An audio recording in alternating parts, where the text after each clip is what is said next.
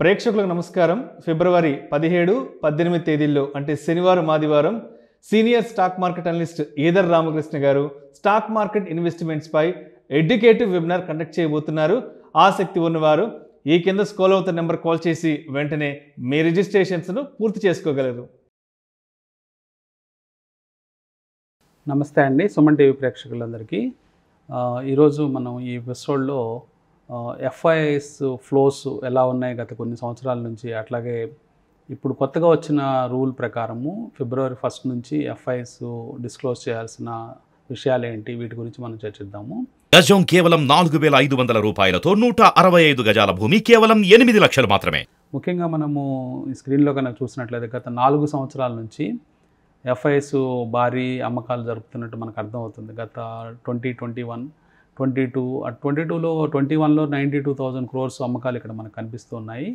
అట్లాగే మీరు చూస్తే 2022లో దాదాపుగా 2,78,000 కోట్ల రూపాయల అమ్మకాలు జరిపారు. అట్లాగే గత 2 సంవత్సరాల్లో 23లో 16,000 కోట్లు, అదే 2024 గత 2 నెలల్లోనే 43,000 కోట్ల రూపాయల అమ్మకాలు జరిపారు. కానీ మన మార్కెట్స్ పైకి పెరుగుతూనే ఉన్నాయి. దీనికి ముఖ్య కారణం ఎఫ్ఐఐస్ అమ్ముతున్నప్పటికీ కూడా ఇండియన్ డిఐస్ అంటే డొమెస్టిక్ ఇన్స్టిట్యూషనల్ ఇన్వెస్టర్స్ అనేవాళ్ళు కంటిన్యూస్గా కొంటూ ఉన్నారు. దీనికి ముఖ్య కారణం మనకు తెలిసిందే. మనకి హైయెస్ట్ ఫ్లోస్ అనేవి గత కొద్ది సంవత్సరాల నుంచి ఇండియన్ మార్కెట్స్కి వస్తున్నాయి. దీనికి కారణాలు కనుక మనం చూస్తే విపరీతంగా ఇన్వెస్టర్స్ డిమాట్స్ అకౌంట్ ఓపెన్ చేయడం, అట్లాగే ఎస్ఐపి రూట్ ద్వారా మ్యూచువల్ ఫండ్స్లోకి రావటం, ఇవన్నీ మనం గమనిస్తున్నాము. సో ఓవరాల్గా వీళ్ళు ఎప్పుడైతే డిఐస్ ద్వారా వస్తున్నారో, మ్యూచువల్ ఫండ్స్ ద్వారా రిటైల్ ఇన్వెస్టర్స్ వస్తున్నారో, వాళ్ళ డేటా మనము అబ్జర్వ్ చేస్తే లాస్ట్ 4 yearsలో హెవీ ఇన్వెస్ట్మెంట్స్ అనేవి మనకి డొమెస్టిక్ మార్కెట్స్ నుంచి కనిపిస్తూ ఉన్నాయి, డొమెస్టిక్ ఇన్వెస్టర్స్ నుంచి కనిపిస్తున్నాయి.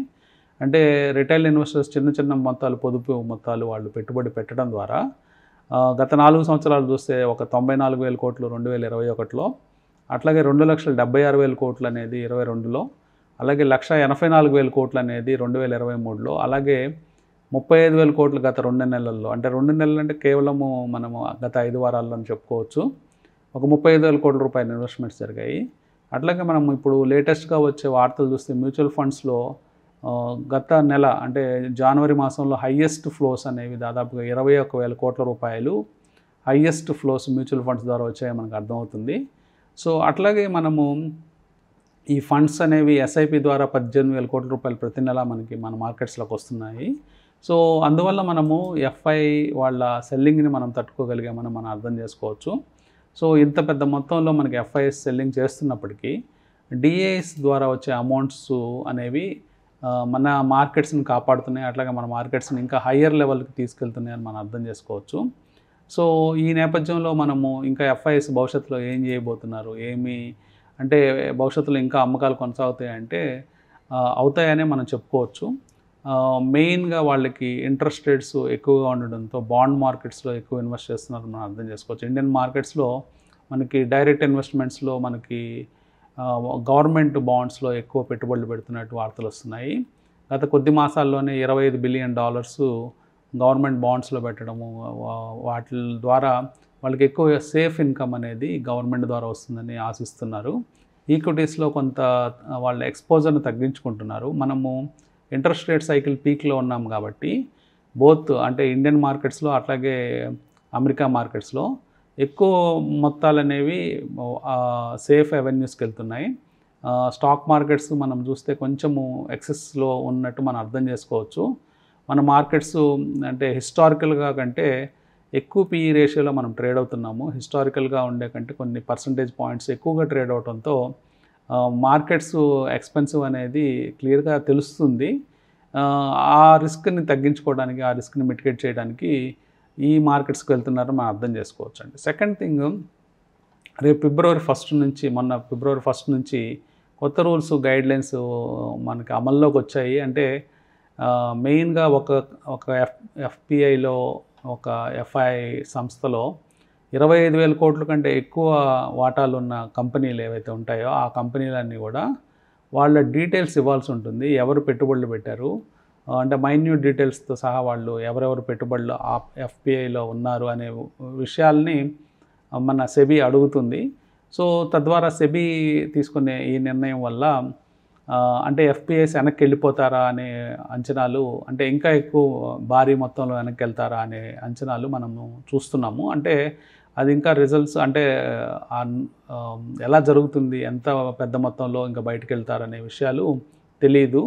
అంటే కొంతమంది నేమ్స్ వాళ్ళు ఓపెన్ చేయడానికి ఇష్టపడిన వాళ్ళు, కొంత బ్లాక్ మనీ పీపుల్, ఇలాంటి వాళ్ళు కొంత వెనక్కి వెళ్ళిన పక్షంలో మన డబ్బు వెనక్కి వెళ్ళిన అంటే వాళ్ళు విత్డ్రా చేసుకునే అవకాశాలు ఉంటాయి వాళ్ళ అకౌంట్స్లోంచి.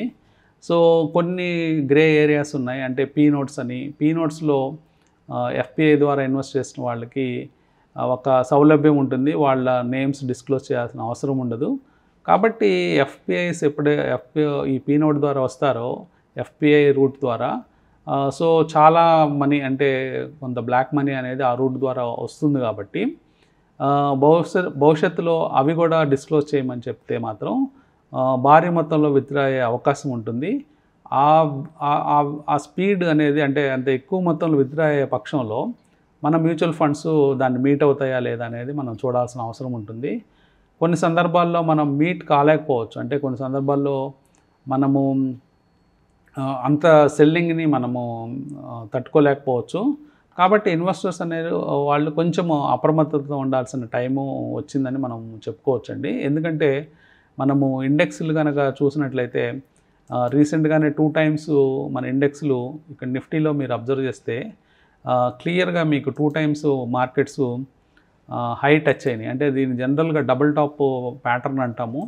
సో మళ్ళీ ఈ ప్యాటర్న్ మనం క్రాస్ చేసేదాకా, మళ్ళీ మనకి ఈ హై లైన్ క్రాస్ అయ్యేదాకా కొంత మనకి ఆందోళన అంటే చెందాల్సిన అవసరం ఉంది. అంటే మార్కెట్స్ మనము ఇక్కడ 2 lines డ్రా చేస్తే మనకి ఒక హారిజాంటల్ లైన్ అలాగే ఒక ట్రెండ్ లైన్ కనుక మనం డ్రా చేసినప్పుడు ఇక్కడ మీరు క్లియర్గా చూడొచ్చు చార్ట్లో. సో ఒక సందిగ్ధావస్థలో ఉన్నాము. అంటే జస్ట్ మనకు 2 ఈవెంట్స్ అయిపోయిన తర్వాత, బడ్జెట్ అలాగే ఆర్బీఐ మీట్ అయిపోయిన తర్వాత మార్కెట్స్ ఎటు వెళ్ళాలని కొంచెము కన్ఫ్యూజ్డ్ స్టేట్లో ఉన్నట్టు మనం అర్థం చేసుకోవచ్చు. మేబీ ఫ్యూ డేస్లో మనకి క్లియర్గా క్లారిటీ వస్తుంది. అంటే మనము రైజింగ్ ట్రెండ్ లైన్ కట్ చేసుకొని కిందకు వస్తామా, లేదా హారిజాంటల్ లైన్ అంటే డబుల్ టాప్ ఏదైతే ఫామ్ అయిందో దాన్ని బ్రేక్ చేసుకొని పైకి వెళ్తామనేది కేవలము మనకి కొద్ది సెషన్స్లో తెలుస్తుంది. సో అప్పటిదాకా కొంత అంటే ఇలాంటి న్యూస్లు వచ్చినప్పుడు మనం కొంత కాషియస్గా ఉండటం బెటరు. అంటే మార్కెట్లో ఉన్నప్పుడు మనకి ఈ రిస్క్లు ఉంటాయి.